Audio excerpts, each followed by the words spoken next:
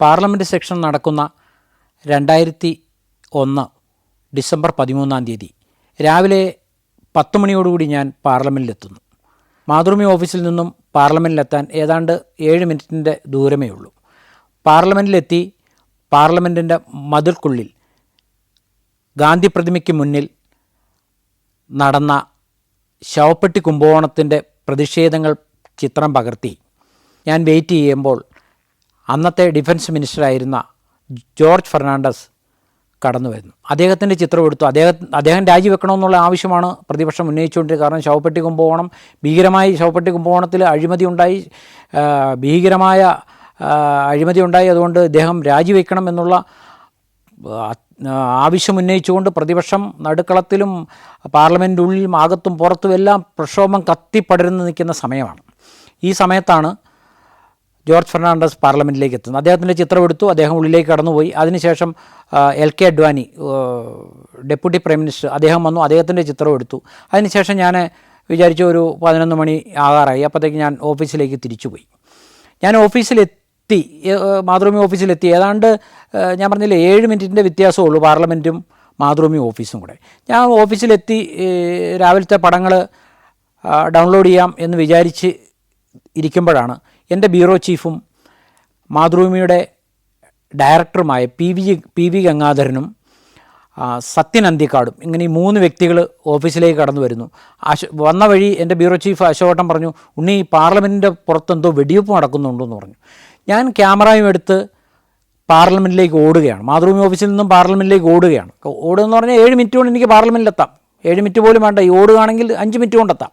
ഞാൻ പാർലമെൻറ്റിലെത്തി. ഞാൻ എത്തുന്ന സമയത്ത് ഞാൻ കാണുന്ന കാഴ്ച, പാർലമെൻറ്റിൻ്റെ മതിലിന് ചേർന്ന് ഒരു സുരക്ഷാ ഉദ്യോഗസ്ഥൻ, വെടികൊണ്ട സുരക്ഷാ ഉദ്യോഗസ്ഥനെ മറ്റൊരു സുരക്ഷാ ഉദ്യോഗസ്ഥനും വേറൊരാളും കൂടി എടുത്തു പൊക്കി മാറ്റുന്നതാണ് ഞാൻ എടുത്ത ആദ്യത്തെ ചിത്രം. അത് കഴിഞ്ഞ് ഞാൻ അവിടുന്ന് മുന്നോട്ടോടി. സത്യത്തിൽ എന്താ സംഭവിക്കുന്നത്, അകത്തെന്തോ സംഭവിച്ചോ എന്താണ് എന്നുള്ള വ്യക്തമായ ഒരു ധാരണ നമുക്കുണ്ടായില്ല. മുന്നോട്ട് ചെല്ലുമ്പോൾ പാർലമെൻറ്റിനും മെയിൻ കവാടം തൊട്ടിപ്പുറേ സൗത്ത് ബ്ലോക്ക്, നോർത്ത് ബ്ലോക്ക് എല്ലാം സ്ഥിതി ചെയ്യുന്ന സ്ഥലമാണ്. എല്ലാം ഗവൺമെൻറ് സ്ഥാപനങ്ങൾ, ഗവൺമെൻറ് മന്ത്രാലയങ്ങൾ സ്ഥിതി ചെയ്യുന്ന സ്ഥലമാണ്. ആ സ്ഥലത്തിൻ്റെ പാർലമെൻറ്റിന് മുന്നിലുള്ള മതിൽക്കുറ്റി എന്ന് പറയും, മതിൽക്കുറ്റി പോലെ മതിൽക്കുറ്റികൾ പലതും സൃഷ്ടിച്ചിട്ടുണ്ട്. ആ മതിൽക്കുറ്റിയുടെ മറവിലെല്ലാം പോലീസുകാർ തോക്കും പിടിച്ച് കിടക്കുകയാണ്. അപ്പോഴേ മനസ്സിലായി അന്തരീക്ഷം എന്തോ വഷളായൊരു അന്തരീക്ഷമാണ് എന്ന്. അതിനുശേഷം ആണ് നമ്മൾ അറിയുന്നത് ഇതിനകത്ത് തീവ്രവാദികൾ, മെയിൻ ഗേറ്റിലൂടെ തീവ്രവാദികൾ അംബാസഡർ ഗാർഡിൽ ഹോം മിനിസ്ട്രിയുടെ സ്റ്റിക്കർ വെച്ച് ഉള്ളിലേക്ക് കടന്നു എന്ന് നമ്മൾ അപ്പോഴാണ് അറിയുന്നത്. വെടിവെച്ചകൾ കണ്ടിന്യൂ ചെയ്യുകയാണ്, ഭീകരമായ വെടിവെച്ചകളാണ്. പക്ഷേ അന്നത്തെ സെക്യൂരിറ്റി ഓഫീസറായിരുന്നു ഒരു മലയാളിയായിരുന്നു, സാമുവൽ, അദ്ദേഹമായിരുന്നു സെക്യൂരിറ്റി ഓഫീസർ.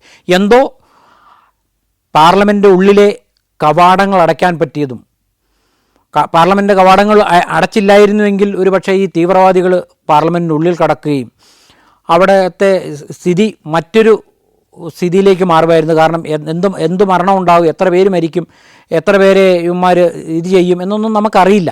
ആ ഒരു സിറ്റുവേഷൻ എന്തോ സെക്യൂരിറ്റിക്കാരുടെ ഇടപെടൽ, അല്ലെങ്കിൽ അദ്ദേഹം ഈ സാമൂഹിൻ്റെ നേതൃത്വത്തിലുള്ള സെക്യൂരിറ്റിയുടെ ഇടപെടൽ കൊണ്ട് കംപ്ലീറ്റ് വാതിലുകൾ അടയ്ക്കാൻ പറ്റുകയും MP-മാരെയും ഡെപ്യൂട്ടി പ്രധാനമന്ത്രി മുതലുള്ള LK അഡ്വാനി മുതലുള്ള നേതാക്കന്മാരെയും രക്ഷിക്കാൻ കഴിഞ്ഞു എന്നുള്ളതാണ് എൻ്റെ മനസ്സിൻ്റെ തോന്നൽ. ഈ വെടിവെപ്പ് ഏതാണ്ട് 1.5 മണിക്കൂറുകൾ നീണ്ടു. ഈ പാർലമെൻറ്റിൽ ആ സമയത്തെത്തിയ ആദ്യ ഫോട്ടോഗ്രാഫർ ഞാൻ തന്നെയാണ്, വേറെ ഒരു ഫോട്ടോഗ്രാഫർ അവിടെ ഇല്ല. അപ്പോൾ നമ്മൾ ഈ ചിത്രങ്ങൾ എടുത്തുകൊണ്ടിരിക്കുമ്പം അവിടുന്ന് സെക്യൂരിറ്റി ഓഫീസർമാർ പറയുന്നുണ്ട്, മാറി നിൽക്ക് അവിടെ നിൽക്ക്. അപ്പോൾ നമ്മൾ കുറച്ച് മരങ്ങൾ, അവിടെ ഒന്നാമത് മരങ്ങൾ ഇഷ്ടംപോണക്കുള്ള ഒരു സ്ഥലമാണ്. അപ്പോൾ ആ മരങ്ങളുടെ മറവിലേക്ക് മാറി നിന്നാണ് കൂടുതലും ചിത്രങ്ങൾ എടുത്തത്. ഈ 1.5 മണിക്കൂറിലെ ഈ വെടിവെപ്പിന് ശേഷം ഒന്ന് ശാന്തമായി. എന്താണ് അകത്ത് നടന്നതെന്ന് നമുക്കറിയില്ല. നമ്മൾ ഗേറ്റിന് പുറത്താണ്. ഏതാണ്ട് 3 മണിയോടുകൂടി ഈ ഗേറ്റ് തുറക്കപ്പെട്ടപ്പം അതിനകത്ത് കടന്നു പറ്റിയ ഒരു സാഹചര്യം എനിക്കുണ്ടായി. അതുകൊണ്ട് എനിക്ക് അകത്ത് കയറാൻ പറ്റി. എല്ലാവരും തന്നെ അകത്ത് കയറാൻ പറ്റിയിട്ടില്ല. പക്ഷേ എനിക്കെന്തോ ഒരു സാഹചര്യത്തിലൂടെ ഞാൻ അകത്ത് കടന്ന് എനിക്ക് ആദ്യം ഈ പ്രധാനമന്ത്രിയല്ല, മന്ത്രിമാരും MP-മാരും കടന്നു പോകുന്ന മെയിൻ കവാടത്തിൻ്റെ ഫ്രണ്ടിൽ ഈ തീവ്രവാദി പൊട്ടിച്ചിതറി കിടക്കുകയാണ്. കാരണം വെടികൊണ്ട് തകർന്ന് ചോര മുഴുവൻ ചോരയായിട്ട് ആ ആ ആ ഭിത്തികളിൽ മുഴുവൻ ബുള്ളറ്റുകൾ പതിഞ്ഞിരിക്കുകയാണ്. ഭിത്തികളിൽ മുഴുവൻ ബുള്ളറ്റുകൾ നിറഞ്ഞ ബ്ലഡും. ഇയാളെ ഈ തീവ്രവാദിയെ വെടിവെച്ചതിൻ്റെ ഭാഗമായി ആ ബ്ലഡ് മൊത്തം സ്പ്രെഡ് ചെയ്യുക, മൊത്തം ഭിത്തിയിലെല്ലാം തെറിച്ചിരിക്കുകയാണ് ഈ ചോരപ്പാടുകൾ. അപ്പോൾ ഇതേ ഇങ്ങനെ വലിയ അജാനുഭാവമായ ഒരു മനുഷ്യൻ വസ്ത്രങ്ങൾ മുഴുവൻ ഈ വെടിവെപ്പിലൂടെ ഏതാണ്ടൊക്കെ തുച്ഛമായ വസ്ത്രങ്ങൾ മാത്രമല്ല ധരിച്ചിട്ടുള്ളൂ. ആ ചിത്രം ഞാൻ എടുത്ത് ഏതാനും മിനിറ്റുകൾക്കുള്ളിൽ അവിടെ നിന്ന് ആ ബോഡി മാറ്റപ്പെട്ടു. ഞാൻ ചിത്രം അതാണ് പറഞ്ഞത്, എനിക്ക് ആ ചിത്രം എടുക്കാൻ സാധിച്ചതും ആ സമയത്ത് അത് അകത്ത് കയറാൻ സാധിച്ചതും എൻ്റെ ഒരു നല്ല ചിത്രം എടുക്കാൻ എനിക്ക് സാധിച്ചു എന്നുള്ളതാണ്. അതിനുശേഷം ആംബുലൻസിൽ പെട്ടെന്ന് ബോഡികൾ മാറ്റി. അവിടുത്തെ അന്തരീക്ഷം സെക്യൂരിറ്റി ഭയങ്കര ടൈറ്റാക്കി, എല്ലാ മാധ്യമപ്രവർത്തകരെയും പുറത്താക്കി. ഞാൻ നേരെ ഓഫീസിലെത്തി. അപ്പോഴാണ് നമ്മൾ അറിയുന്നത് ഈ തീവ്രവാദികൾ പാകിസ്ഥാനിൽ നിന്ന് എത്തിയവരാണെന്നും 3 തീവ്രവാദികൾ ഉണ്ടായിരുന്നുവെന്നും ഒരാൾ പിടിക്കപ്പെട്ടു എന്നുമൊക്കെയാണ് നമുക്കപ്പം കിട്ടിയ വാർത്തകൾ. തിരിച്ച് ഓഫീസിലെത്തിയതാണ് മണിക്കൂറുകൾക്ക് ശേഷമാണ് നമുക്കറിയാൻ പറ്റിയത്. ഒരു 3 പേരായിരുന്നു, അത് കറക്റ്റാണ്. ഒരാളിനെ ജീവനോടെ പിടിക്കാൻ പറ്റിയിട്ടില്ല. ഇതിൻ്റെ പിന്നിൽ ഡൽഹിയിലെ സർവകലാശാലയിൽ നിന്നുള്ള ചില ആൾക്കാരുടെ ഒത്താശകളുണ്ടായിരുന്നുവെന്നും ഇതേതാണ്ട് രാത്രി 8 മണി 9 മണിയോടുകൂടിയാണ് ഇങ്ങനെയുള്ള വിവരങ്ങൾ അന്നത്തെ ദിവസം പുറത്തു വരുന്നത്. എൻ്റെ കയ്യിൽ വ്യത്യസ്തമായ 3-4 ചിത്രങ്ങളുണ്ടായിരുന്നു. കാരണം ഒന്ന്, ഈ വെടിയേറ്റ ഉദ്യോഗസ്ഥനെ പുറത്തു കൊണ്ടിരുന്നത് ഈ പോലീസ് ഈ തൂണുകൾക്ക് മറവിൽ ചെരിഞ്ഞ് 3-4-5-8 പേര് കിടക്കുന്നത്, പിന്നെ ഈ തീവ്രവാദിയുടെ പൊട്ടിത്തകർന്ന ചിത്രം. ഇതെല്ലാം ഞാൻ ഓഫീസിൽ വന്ന് അതെല്ലാം ഡെസ്കിലേക്ക് അയക്കുന്നു. ഡെസ്കിൽ ഒരു ചർച്ച വന്നു. ഈ ചിത്രം, അതായത് ഇങ്ങനെ പൊട്ടിച്ചെറിയ ഒരു ചിത്രം നമ്മൾ ഫ്രണ്ട് പേജ് കൊടുക്കണോ വേണ്ടതെന്ന്. പക്ഷേ ഭീകരവാദത്തിൻ്റെ തീവ്രത അറിയണമെങ്കിൽ ആ ചിത്രം കൊടുത്തേ വെക്കുകയുള്ളൂ എന്നുള്ള തീരുമാനം വന്നു. അങ്ങനെ ആ ചിത്രമാണ് പിറ്റേ ദിവസം മാതൃഭൂമി ഫ്രണ്ട് പേജ് വന്ന ചിത്രം. മറ്റ് ചിത്രങ്ങൾ ഉൾപേജുകളിലാണ് വന്നത്. പിറ്റേ ദിവസം നമ്മൾ പാർലമെൻറ്റിലെത്തുമ്പോൾ സുരക്ഷാ ഉദ്യോഗസ്ഥന്മാരുടെ ചീഫായിരുന്ന മലയാളിയായിരുന്ന സാമുവൽ അച്ചായൻ, ഞങ്ങൾ സാമുവൽ അച്ചായൻ എന്നാണ് പറയുന്നത്, സാമുവൽ അച്ചായനെ പ്രധാനമന്ത്രി ആദരിച്ചു. കാരണം ഈ തീവ്രവാദികൾക്ക് പാർലമെൻറ്റ് ഉള്ളിലെ കവാടം അടച്ചതുകൊണ്ട് ഉള്ളിലേക്ക് കടക്കാൻ സാധിച്ചില്ല. അതുകൊണ്ട് മരണനിരക്ക് ഒഴിവാക്കാൻ സാധിച്ചു. അല്ലെങ്കിൽ ഒരുപക്ഷെ ഒരാളെങ്കിലും അകത്ത് കടന്നിരുന്നെങ്കിൽ ഡെപ്യൂട്ടി പ്രധാനമന്ത്രി എൽ കെ അദ്വാനി മുതൽ MP-മാർ എത്ര പേര് മരണപ്പെടുമെന്ന് നമുക്കറിയാൻ പറ്റില്ല. അത്തരം ഒരു തീവ്ര അറേഞ്ച്മെൻ്റായിരുന്നു ഈ തീവ്രവാദികളുടെ ഭാഗത്തു നിന്നുണ്ട്. കാരണം ആർക്കും സംശയിക്കാം. കാരണം ഈ പാർലമെൻറ്റ് ഗേറ്റിലേക്ക് ഒരു കാറ് വന്നാൽ അത് പരിശോധിക്കാതെ കടത്തിവിടാറില്ല. പക്ഷേ ഈ അംബാസിഡർ കാറിൻ്റെ ഗ്ലാസ്സിൽ ഹോം മിനിസ്റ്ററുടെ സ്റ്റിക്കർ വരെ ഒട്ടിച്ച് അത്ര പ്ലാനഡായിട്ടാണ് ഇവർ ഈ അറ്റാക്കിന് വന്നത്. അന്നത്തെ സെക്യൂരിറ്റി ഓഫീസറായിരുന്ന മലയാളിയായ സാമുവൽ സാറ്, കാരണം അദ്ദേഹത്തിൻ്റെ മുറിയിലിരുന്നാൽ പോലും ഈ പാർലമെൻറ്റിൻ്റെ കംപ്ലീറ്റ് ചുറ്റളവിൽ നടക്കുന്ന എന്താണെന്ന് പുള്ളിയുടെ സ്ക്രീനിൽ കാണാൻ പറ്റുമായിരുന്നു. അത് പിന്നീട് നമുക്കത് പുള്ളി പറഞ്ഞു തന്നു. ഇത് കണ്ടോ, ഇതാണ് ഞാൻ ഇവിടെ ഇരുന്നാൽ എനിക്ക് ഈ പാർലമെൻറ്റ് മൊത്തം കാണാൻ പറ്റും. അത്ര അറേഞ്ച്മെൻ്റുള്ളൊരു സ്ഥലത്ത് ഒരു തീവ്രവാദ സംഘം ഒരു അംബാസിഡർ കാറിൽ, അതും ഹോം മിനിസ്ട്രിയുടെ സ്റ്റിക്കർ ഒട്ടിച്ചൊരു അംബാസിഡർ കാറിൽ കടന്നു വരികയും അത് സെക്യൂരിറ്റി ഇല്ലാതെ ഉള്ളിൽ പ്രവേശിക്കുകയും ഉള്ളിലേക്ക് കടന്ന ഉടനെ തന്നെ ഇവർ പുറത്തു ചാടി വെടിവെപ്പ് തുടങ്ങി എന്നാണ് അതിൻ്റെ നമ്മുടെ ഒരു ക്യാമറാമാൻ ഏത് ചാനലെന്ന് എനിക്ക് ഓർമ്മയില്ല, ഒരു ക്യാമറാമാനും അതിൽ മരണപ്പെട്ടു. അവരൊക്കെ പിന്നീട് ആദരാഞ്ജലി അർപ്പിക്കാൻ നമ്മൾ പോയപ്പോഴാണ് പലരെയും നമ്മൾ തിരിച്ചറിഞ്ഞത്. അപ്പം പിറ്റേ ദിവസം പ്രധാനമന്ത്രി വാജ്പേയി ഈ സാമുവൽ സാറിന് ഒരു ഉപഹാരം കൊടുത്ത് പുള്ളി ആദരിച്ചു. കാരണം അദ്ദേഹത്തിൻ്റെ ഒരു അദ്ദേഹത്തിൻ്റെ ഒരു ആ കരുതലാണ് ഒരു പക്ഷേ പല ജീവനുകളെയും രക്ഷിച്ചു എന്ന് വേണമെങ്കിൽ പറയാം. കാരണം പാർലമെൻറ്റ് ഉള്ളിലേക്ക് ഈ തീവ്രവാദി ആരെങ്കിലും ഒരാൾ കടന്നിരുന്നെങ്കിൽ എന്താണ് അവിടെ സംഭവിക്കുക എന്ന് നമുക്കൊന്നും ചിന്തിക്കാൻ പറ്റില്ലായിരുന്നു. അത് കഴിഞ്ഞ് ഡൽഹിയുടെ A to Z കോണുകളും സെക്യൂരിറ്റി ടൈറ്റാക്കി എങ്ങോട്ടും മൂവ് ചെയ്യാൻ ബുദ്ധിമുട്ടായി കുറേ ദിവസങ്ങൾ ഇതിൻ്റെ ഭാഗമായിരുന്നു. അതിനുശേഷമാണ് തീവ്രവാദികളുടെ തീവ്രവാദികളെ സഹായിച്ചവരുടെ രൂപരേഖ, അങ്ങനെ പലതും പുറത്തു വന്നു. പലരെ അറസ്റ്റ് ചെയ്തു. 2 ദിവസത്തിന് ശേഷം സെക്യൂരിറ്റിയിൽ അയവ് വരികയും പാർലമെൻറ്റിൽ തീവ്രവാദി വെടിയേറ്റ് മരിച്ചു വീണ സ്ഥലം കാണാനും ആ സ്ഥലത്ത് ബുള്ളറ്റുകൾ തറച്ച പാടുകൾ കാണാനും സന്ദർശകരുടെ ഒഴുക്കുണ്ടാകുകയും ചെയ്തു. ഒരു ദിവസം ഈവനിങ് സമയമാണ്. ഈവനിങ് സമയത്ത് പെട്ടെന്ന് ചാനലിലൊരു ബ്രേക്കിംഗ് വരികയാണ്. ഇംഗ്ലീഷ് ചാനലിൽ ബ്രേക്കിംഗ് വരുന്നു, പാടുകഞ്ചിൽ ബോംബ് പൊട്ടിയെന്ന്. ഉടൻ തന്നെ ക്യാമറ എടുത്ത് ഉടൻ തന്നെ സ്പോട്ടിലേക്ക് പായുകയായിരുന്നു.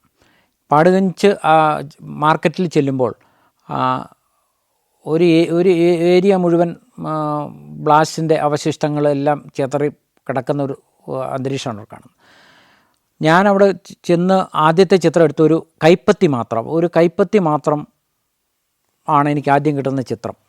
ഞാൻ ആ ചിത്രം പകർത്തി അവിടുത്തെ കടകൾക്ക് ക്ഷതങ്ങളും കാര്യങ്ങളും ഒക്കെ പകർത്തി. പക്ഷേ നമ്മൾ അപ്പോഴും അറിയുന്നില്ല ആ സ്പോട്ടിൽ 5 മലയാളികൾ മരിച്ചിട്ടുണ്ട്.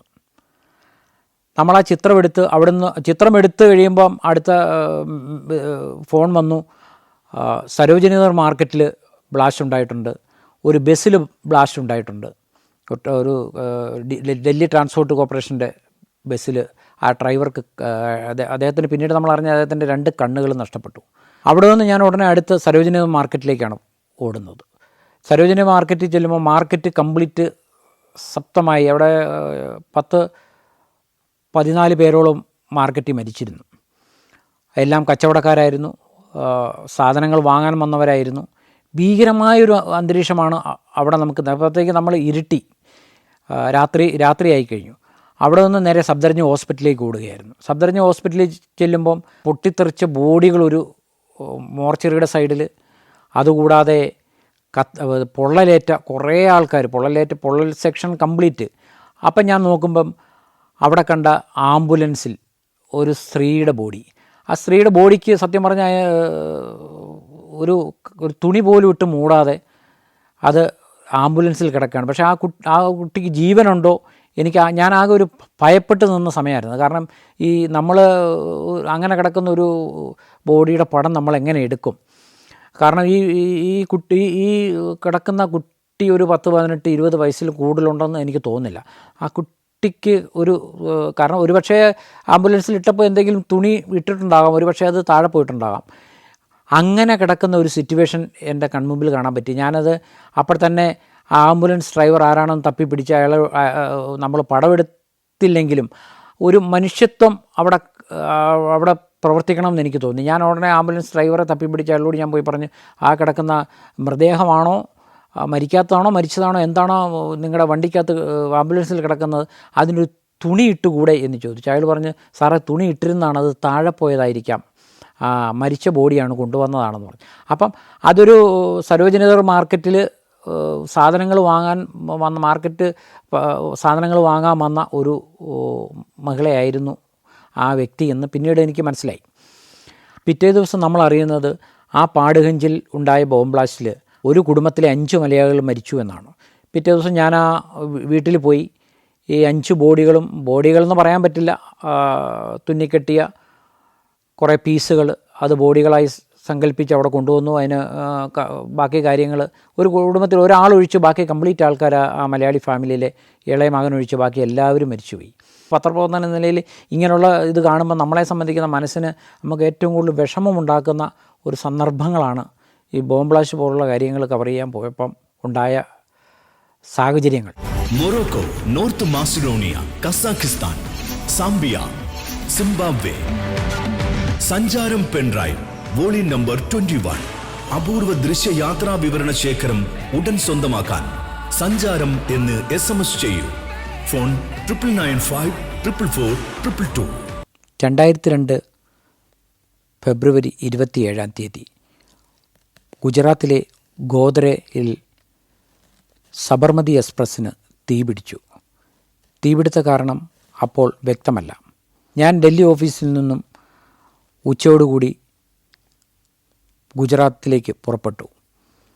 ഏതാണ്ട് 7 മണിയോടുകൂടി ഞാൻ ഗോദ്ര റെയിൽവേ സ്റ്റേഷനിലെത്തുകയും അവശിഷ്ടങ്ങൾ ട്രെയിനിൻ്റെ ഉള്ളിലെ പലതും നീക്കിയെങ്കിലും കത്തിക്കരിഞ്ഞ ട്രെയിനിൻ്റെ ചിത്രങ്ങളെടുക്കാൻ എനിക്ക് സാധിച്ചു.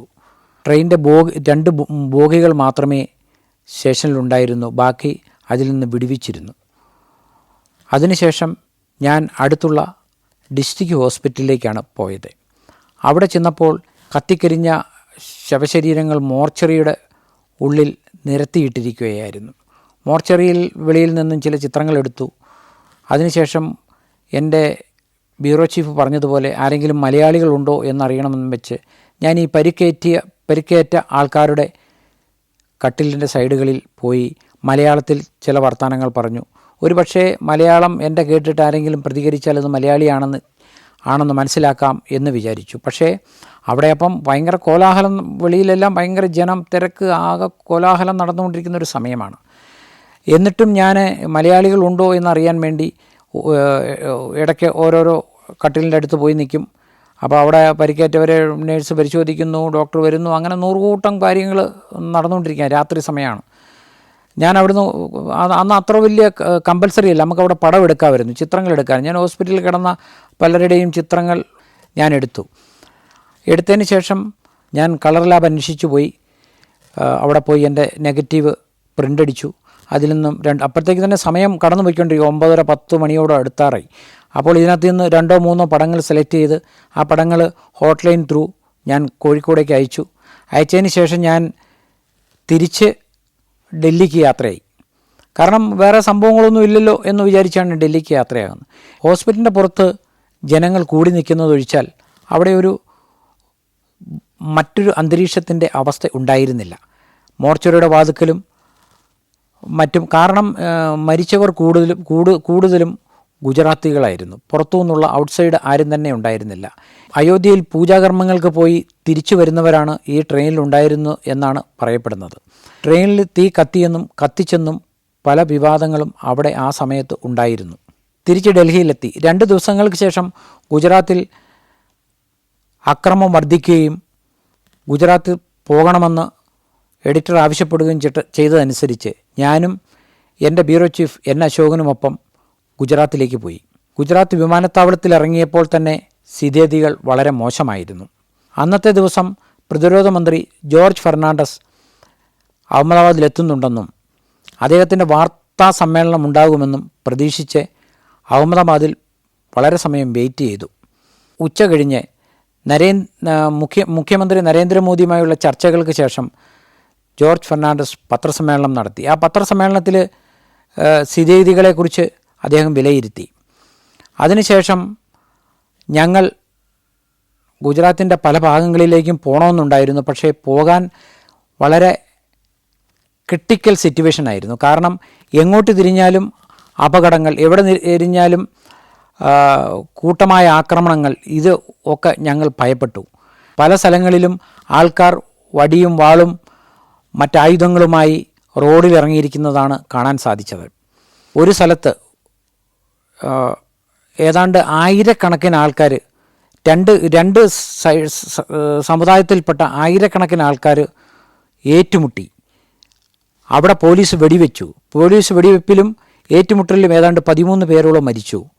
അപ്പോഴാണ് ഞങ്ങൾ അറിയുന്നത് അവിടുന്ന് കുറച്ച് ദൂരെ ഒരു മോട്ടോർ സൈക്കിളിൽ യാത്ര ചെയ്യുകയായിരുന്ന കോൺസ്റ്റബിളിനെ വഴിയിലിട്ട് വെട്ടിക്കൊന്നു. അങ്ങനെ നമ്മൾ അറിയുന്നത് മുഴുവൻ ഭീകരത്വം നിറഞ്ഞ വാർത്തകൾ മാത്രമായിരുന്നു. പലയിടത്തോട്ടും നമുക്ക് പോയാൽ നമ്മളെ തന്നെ നഷ്ടപ്പെടും എന്നുള്ള അവസ്ഥയായിരുന്നു ആ സമയത്ത് അവിടെ ഉണ്ടായിരുന്നത്. പല കടകൾക്കും തീയിട്ടു. റോഡിൽ പല കടകളും ആളിക്കത്തുന്നത് നമുക്കൊരു സൈഡിൽ കൂടെ കാണാൻ പറ്റുമായിരുന്നു. ചിത്രങ്ങൾ അടുത്തുപോയി എടുക്കാൻ പറ്റാത്തത് കൊണ്ട് സൂം ലെൻസ് ഉപയോഗിച്ചാണ് ചിത്രങ്ങൾ എടുത്തത്. ചിത്രങ്ങൾ എടുത്തതിന് ശേഷം ഞാൻ നേരെ അടുത്തുള്ള ഹോട്ടലിലേക്ക് പോയി. ഹോട്ടലിൽ പോയി അന്വേഷിച്ചു, ഇവിടെ അടുത്തെവിടെയെങ്കിലും ഫോട്ടോ വാഷ് ചെയ്യാൻ പറ്റുമോ. അങ്ങനെ ഒരു സ്ഥലം അവർ പറഞ്ഞതെന്നനുസരിച്ച് അവിടെ പോയി ഫോട്ടോ വാഷ് ചെയ്ത് പ്രിൻ്റ് എടുത്ത് തിരിച്ച് ഹോട്ടലിലെത്തി. ഹോട്ടലിൽ തന്നെ അത് ഹോട്ട്ലൈനായി ചിത്രങ്ങൾ അയക്കാൻ സാധിച്ചു. പിറ്റേ ദിവസം നമ്മളെ സംബന്ധിക്കുന്ന കുറച്ചുകൂടെ ഡേഞ്ചർ സിറ്റുവേഷൻ ആകും എന്നുള്ള പ്രതീക്ഷയിലായിരുന്നു ഞങ്ങൾ. പക്ഷേ പല സ്ഥലങ്ങളിലും കർഫ്യൂവിനെ തുടർന്ന് പോലീസ് തടച്ചിലും ജനക്കൂട്ടം ഒഴിവാക്കാൻ പോലീസ് വെടിവെക്കുമെന്നുള്ള ധാരണയും ഉണ്ടായതിനെ തുടർന്ന് അഹമ്മദാബാദിലെ പല സ്ഥലങ്ങളിലും ആൾക്കൂട്ടം കുറയുന്ന ഒരു സിറ്റുവേഷനാണ് കണ്ടത്. എന്നിട്ട് പോലും ഞാനും എൻ്റെ ബ്യൂറോ ചീഫ് N. അശോകേട്ടനും കൂടി SPയെ പോയി കണ്ട് ഞങ്ങൾക്കൊരു പിറ്റേ ദിവസം മുതൽ യാത്ര ചെയ്യാൻ ഒരു തോക്കുധാരിയായ പോലീസുകാരനെ ഞങ്ങൾക്ക് നൽകി. അംബാസഡർ കാറിന് മുന്നിൽ തോക്കുധാരിയായ പോലീസുകാരൻ തോക്ക് ചൂണ്ടിയിരിക്കുകയും ഞാനും അശോകേട്ടനും ഈ കാറിന് പുറകിൽ യാത്ര ചെയ്യുകയും ചെയ്തു. അങ്ങനെ ഞങ്ങൾ പല സ്ഥലങ്ങളിൽ മലയാളികൾ തിങ്ങി പാർക്കുന്ന ചില സ്ഥലങ്ങളിൽ പോയി മലയാളികളെ കണ്ടു. അവരുടെ വിവരങ്ങൾ അന്വേഷിച്ചു. അവർക്ക് എന്തെങ്കിലും ബുദ്ധിമുട്ടുകളുണ്ടോ? കർഫ്യൂ കൊണ്ടുള്ള ബുദ്ധിമുട്ടല്ലാതെ അവർക്ക് അങ്ങനത്തെ ഒരു ബുദ്ധിമുട്ടുള്ളതായി അവർ പറഞ്ഞില്ല. അങ്ങനെ അഹമ്മദാബാദിൻ്റെ ഏതാനും ചില സ്ഥലങ്ങളിൽ പിറ്റേ ദിവസവും ഞാൻ ഒറ്റയ്ക്ക് പോയി ആൾക്കൂട്ടം കൂടി നിൽക്കുന്നതും പോലീസ് അവരെ വിരട്ടി ഓടിക്കുന്നതും അങ്ങനത്തെ കുറേ ചിത്രങ്ങളൊക്കെ അന്ന് എടുക്കാൻ സാധിച്ചിട്ടുണ്ട്. ദുരന്തം കൂടുതലുണ്ടായ പല സ്ഥലങ്ങളിലും രാത്രികളിൽ എത്താൻ പറ്റാതിരുന്നതും പിറ്റേ ദിവസം പല സ്ഥലങ്ങളിൽ എത്തിയപ്പം ചില ഖബറടക്കങ്ങൾ കാണുകയും ചില മരണയാത്രകൾ കാണുകയും മരണം കഴിഞ്ഞ് ശവം കൊണ്ടുപോകുന്ന യാത്രകൾ കാണുകയും അങ്ങനെ ചില യാത്രകളിൽ പോലീസിൻ്റെ അകമ്പടിയോടുകൂടി കൊണ്ടുപോകുന്നതും മറ്റുമൊക്കെ നമുക്ക് ചിത്രങ്ങൾ എടുക്കാൻ സാധിച്ചിട്ടുണ്ട്. അവിടെയും പോലീസ് നമ്മളെ കൂടുതൽ നിരുത്സാഹപ്പെടുത്തുകയായിരുന്നു. നിങ്ങൾ തിരിച്ചു പോകൂ, ഇവിടെ നിൽക്കേണ്ട, ഇവിടെ ഇത് കവർ ചെയ്യേണ്ട എന്നുള്ള രീതിയിലുള്ള പല സംഭവങ്ങളും അവിടെ നടന്നിരുന്നു. പത്രപ്രവർത്തകർക്ക് കുറച്ച് കൺട്രോൾ ഉണ്ടായിരുന്നു. പത്രപ്രവർത്തകർ എല്ലാ സ്ഥലങ്ങളിലും പോകാൻ ബുദ്ധിമുട്ടുണ്ടായിരുന്നു. കാരണം കർഫ്യൂ ആയിരുന്നതുകൊണ്ടും മറ്റ് പട്ടാളം എല്ലാ സ്ഥലങ്ങളിലും വിന്യസിപ്പിച്ചതുകൊണ്ടും പത്രപ്രവർത്തകർക്ക് കൂടുതൽ സ്ഥലങ്ങളിലേക്ക് എത്തിപ്പെടാൻ സാധിക്കാതെ വരികയും പിന്നീട് പല സംഭവങ്ങളും 2 ദിവസം 3 ദിവസം കൂടുമ്പോഴൊക്കെയാണ് നമ്മൾ അറിയുന്നത് ഇന്ന സ്ഥലത്ത് ഇന്നുണ്ടായി, ഇന്ന സ്ഥലത്ത് ഈ പ്രശ്നം ഉണ്ടായിരുന്നു എന്നൊക്കെ അറിയാൻ സാധിച്ചത്. സാലിഗ്രാമൻ അറിയില്ല എന്തിനാണ് മർദ്ദിക്കുന്നതെന്ന്. അദ്ദേഹത്തെ ക്രൂരമായി മർദ്ദിച്ച് അദ്ദേഹത്തിൻ്റെ കൈയും കാലും കൈ പിടിച്ച് പുറകോട്ട് കെട്ടി, കാല് രണ്ടും ബന്ധിച്ചു. അതിനുശേഷം പിന്നെയും ഷൂ ഇട്ട് ചവിട്ടുകയും മറ്റു പല ദേഹോപദ്രവങ്ങളും അദ്ദേഹത്തിന് ഏൽപ്പിച്ചു. അതിനുശേഷം ഇദ്ദേഹത്തെ മലർത്തിക്കിടത്തി ഒരാൾ ഇദ്ദേഹത്തിൻ്റെ കണ്ണിൻ്റെ പോളകൾ വലിച്ചു പിടിച്ചു. ഒരു പോലീസുകാരൻ കൺപോളകൾ വലിച്ചു പിടിച്ചപ്പോൾ മറ്റേ പോലീസുകാരൻ ചാക്ക് തയ്ക്കുന്ന സൂചി കൊണ്ട് ആ കണ്ണിലേക്ക് സൂചി കുത്തിയിറക്കി. ഒന്നല്ല പലവട്ടം ചോര ചെതറി